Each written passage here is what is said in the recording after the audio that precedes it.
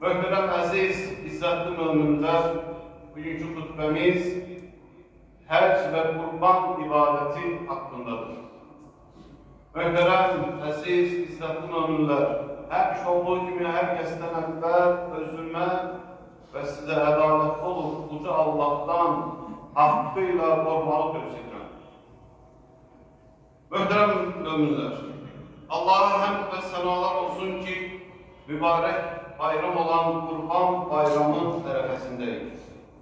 İnşallah iyun ayının 6'sı səhər saatlarında 6:30'da 7'nin yarısında inşallah məscidimizdə bayram namazı üçün ilk təkbiri alacağıq. 6 iyun 6:30'da bayram namazı inşallah olacaq. Bu bayram günləri ilə əlaqəli olan iki mühüm ibadət vardır ki, bunlar həcc və qurbandır.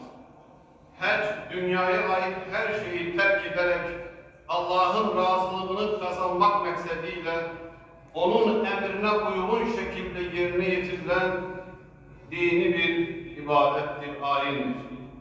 Bu ibadətin hər bir mərhələsində ibrətlər və hikmətlər vardır. Həcc İslamın əsaslarından biridir. Ərafatda və vəqfəyə dayanmaqdan, Səfa və Mərvə arasında səy etməkdən, Rəbbimizin razılığını qazanmaq üçün Kəbəni tavaf etməkdən və digər həcc ibadətlərini icra etməkdən ibarətdir həcc. Dünyanın dört bir tərəfindən Məkkəyə gələn müsəlmanlar namazlarında yöneldikleri Kəbəni birbaşa görər, orada tavaf və dualar edərlər. Allah'ın evini ziyaret etmək üçün yola çıxan bu şəxslərə Kur'an-ı Kerimdə Uca Rəbbimiz xitab edərək belə bəyan etmişdir. Həcc mövsümü məlum olan aylardır. Şəvval, Zülqadə və Zilhiccənin birinci 10 günlüyü. Həmin aylarda həcc ziyarəti vacib olan, həcci özünə vacib bilən şəxsə həcdə olarkən qadınla yaxınlıq, söyüş pis sözlər danışmaq, dava dalaş etmək yaramaz. Allah gördüğünüz hər bir yaxşı işi bilir. Həcc veya ahirət üçün tədarük görün, ən yaxşı tədarük azuqə isə təqvadır. Yəni pis əməllərdən çəkinməkdir. Ey ağıl sahibləri, məndən qorxun.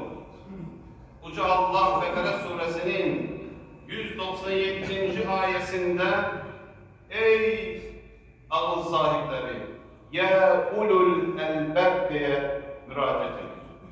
Möhtərəm möminlər, əlbəb kəlməsi ərəb dilində lub kəlməsinin cəmidir. Lub kəlməsiyle ise ağıl sahibi olup Allah'ın beyanlarında, emirlerinde, qadağanlarındaki əsl hikmeti anlayan ağıl sahiplerine değil. Müslümanlar bu veya diğer ayetleri okuyup herkes orada bir şeyler anlıyor. Doğrudur bu. Lakin Allah'ın murad ettiğini anlamaya ulul elbab, ferasetli ağıl sahipleri yapıcı Allah müracaat ediyor. Her ziyareti dünyanın istek ve menfaatleri temsil eden libası soyunu kefen timsalı olan ehramı bağlamakla başlayır. Mümin ehrama gelip libasını çıkarttığı kimi kin, nifret, tekebbür ve haset gibi pis emelleri de kalbinden çıkarmalı, ruhunu temizlemeli, dünyevi istek ve arzularından ayrılıp, arınıp, temizlenip, yalnız Rabbine yönelmelidir. İhram, birçokumuz, hamımız ihram diyende ağ, giyim, libas ağımıza geldi değil mi? Kadınlar için ise bunun fərqi yoktur.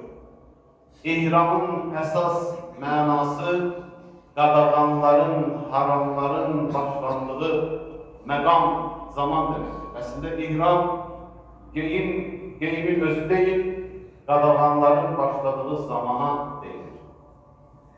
Değerli Müslümanlar, ehrama giren mümin temsilli olarak mehşerin yaşandığı Ərafat'a gider. Ərafat kıyamet günü mehşer meydanında hesabını verebileceğimiz hayatı yaşamalı bize hatırlatır. Kur'an-ı Kerim'de şu Araf suresinin 88-89. ayelerinde Uza Rabbimiz ele beyan edir. O gün ki ne mal, ne mülk, ne de evlat fayda verer. Ancak sağlam bir kalple Allah'ın huzuruna gelen kimseden başlar. Muhterem müminler, rükunlarına ve şartlarına emel ederek halis niyetle yerine getirilen hac ibadeti insanın günahlarının bağışlanmasına sebep olur. Bu sebeplendir ki Peygamber Efendimiz Aleyhissalatu vesselam bir hadisinde böyle buyurmuştur. Kim pis emellerden ve Allah'a karşı asilikten çekinip hac ibadetini yerine getirerse günahlardan temizlenerek anadan doğduğu gibi pak olar.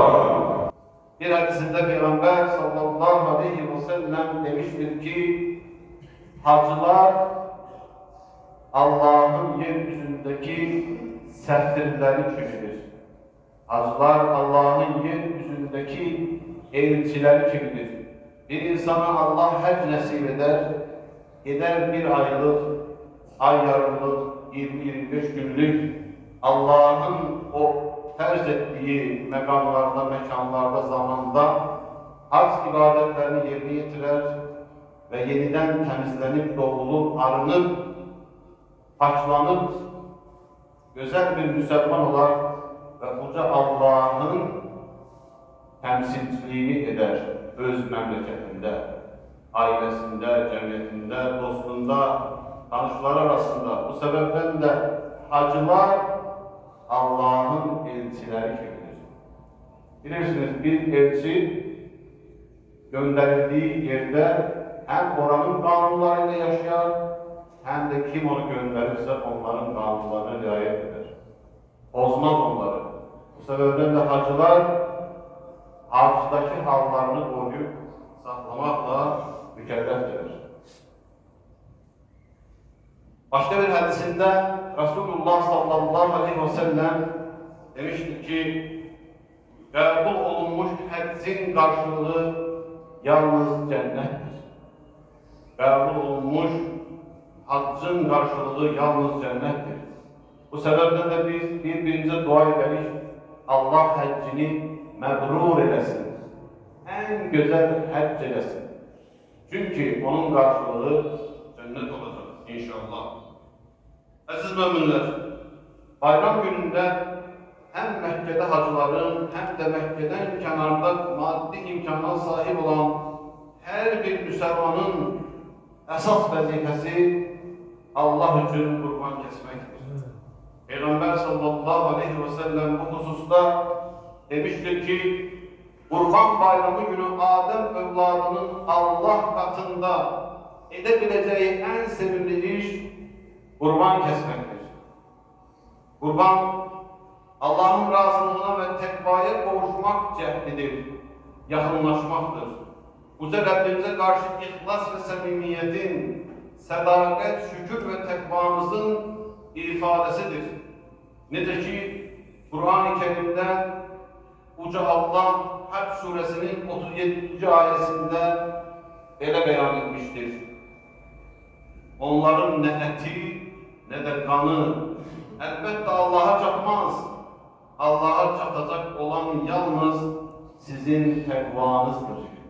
Bu sebeple de kardeşler kurbanlarınızı Allah Azze ve Celle'nin huzurunda ilişkimi keseceğiz. İhlas, samimiyetle, mütlak bunu elden verme olmaz. İhlas ve samimiyetle keser ise Yüce Allah onu bizden en güzel şekilde kabul eder. Muhterem, aziz, izzetli müminler, kurban ibadeti bize malımızı Allah razılığını kazanmak için harcamayı ve insanlarla paylaşmanın sevincini yaşadır. Bizi xəsislik xəstəliyindən, dünya malının əsaretinden xilas edir. Kəsdiyimiz qurbanlarımızla həm Rəbbimizə yaxınlaşır, həm də ehtiyac sahibi şəxslərin evinə sevinç bəxş edirik.